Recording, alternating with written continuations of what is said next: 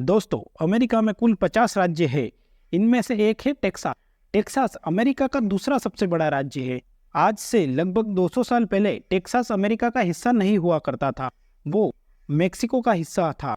कहानी की शुरुआत होती है साल 1800 से, जब मेक्सिको पर स्पेन का राज था, ठीक वैसे ही जैसे भारत पर ब्रिटिशर्स का राज था।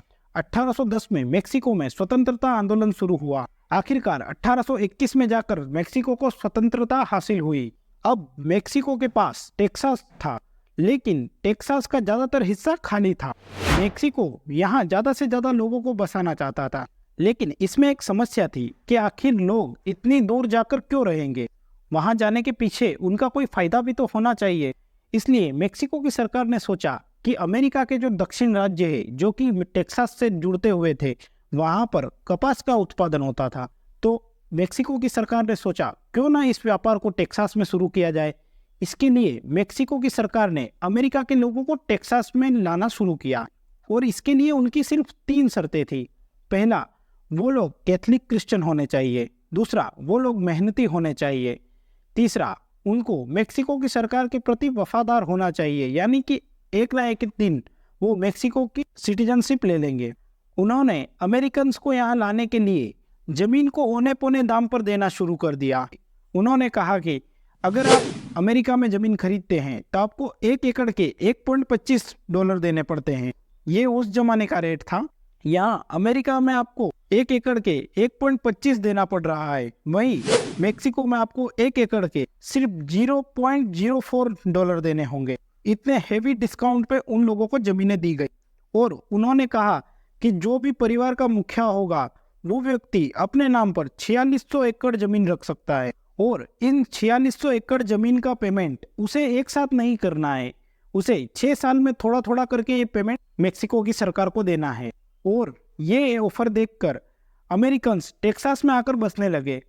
इसके अलावा एक और कारण था अमेरिकन्स के टेक्सास में आकर बसने के पीछे। वो कारण था, अमेरिका और मेक्सिको में उस जमाने में प्रत्यर्पण संधि नहीं थी। प्रत्यर्पण संधि यानी किसी भी देश में अगर आप अपराध करते हो तो आप किसी और देश में भाग जाते हो, तो अगर उन दोनों देशों के बीच में अगर प्रत्यर्पण संधि है तो एक दूसरे के अपराधियों को वापस अपने देशों में भेजते हैं। जो व्यक्ति अमेरिका में क्रिमिनल था वो टेक्सास में आकर बसता तो उसे मेक्सिको की सरकार प्रोटेक्ट करती। तो इस कारण जिन अमेरिकन्स ने बैंक से लोन ले रखा था और वो लोन नहीं चुका पा रहे थे, उन लोगों ने टेक्सास में आकर रहना शुरू कर दिया। ज़्यादा से ज़्यादा लोगों को टेक्सास में लाने के लिए मेक्सिकन सरकार ने कुछ एजेंट बनाए, जिनको कहा जाता था एम्पेसारियो।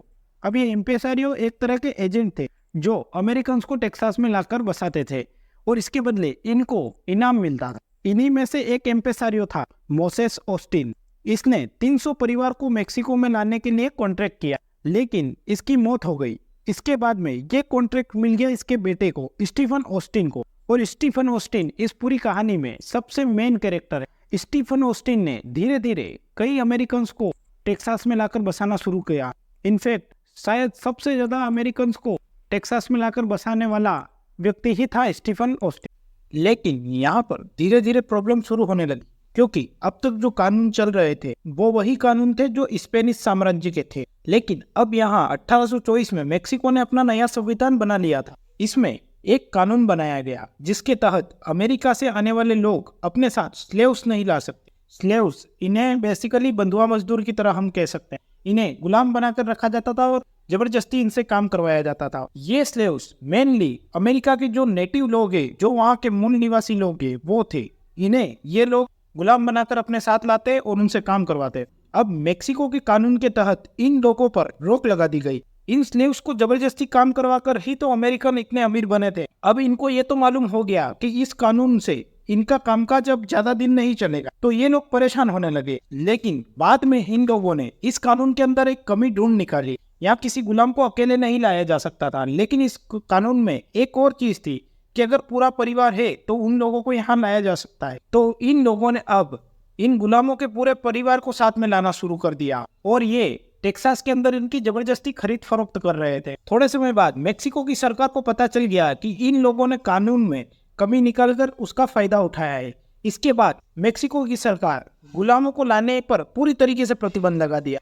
अब मेक्सिको की सरकार ने 1829 में एक और कानून लेकर आया। अब इसके बाद में चर्चाएं होने लगी कि मेक्सिको की सरकार एक और कानून लाएगी जिसके अंदर जो गुलाम पहले से यहाँ पर ये लोग ला चुके हैं उनको भी आजाद कर दिया जाएगा।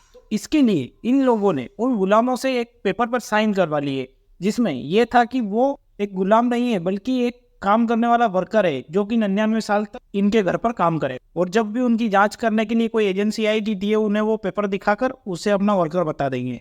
लेकिन ऐसा हुआ नहीं, क्योंकि मेक्सिको की सरकार 1829 में एक कानून लेकर आई जिसके तहत जितने भी गुलाम जो पहले से यहाँ लाए जा चुके थे उन सभी को आज़ादी मिल गई। इसके बाद में स्टीफन ऑस्टिन जो कि एक एम्पेसारियो था, वो जिन अमेरिकन को यहाँ लेकर आया था उन अमेरिकन के लिए उसने अपने पावर का इस्तेमाल करके और सिस्टम में अपनी पहुंच का इस्तेमाल करके उन लोगों के लिए छूट ले ली। इसके बाद में अब प्रॉब्लम ऑस्टिन के लिए शुरू होने वाली थी, क्योंकि मेक्सिको की सरकार ने ये ऐलान किया था कि जो एम्पेसारियो यहाँ पर लाकर बसाएंगे अमेरिकन को उन्हें इंसेंटिव के तौर पे जमीन दी जाएगी। अमेरिका से 100 परिवार लाने पर 23,000 एकड़ जमीन दी जाएगी। इस तरीके से उनका जो इंसेंटिव प्लान था उस पर उन्होंने एक नया कानून जारी कर दिया। उन्होंने ये कहा कि ये जमीन इन लोगों के पास तो होगी, एम्पेसारियो के पास, लेकिन ये इसके मालिक नहीं होंगे। ऑस्टिन का जो प्लान था वो ये था कि वो अमेरिकन को यहाँ लाकर बसाएगा और उसके बदले उसे जो जमीन मिलेगी उस जमीन को ज्यादा दामों पर बाद में अमेरिकन को बेच देगा। वो प्लान पूरी तरीके से फेल हो चुका था और आगे चलकर इस पर ऑस्टिन ने ऐसा क्या किया उसके बारे में हम इसी सीरीज की दूसरी वीडियो में बात करेंगे। तब तक के लिए धन्यवाद।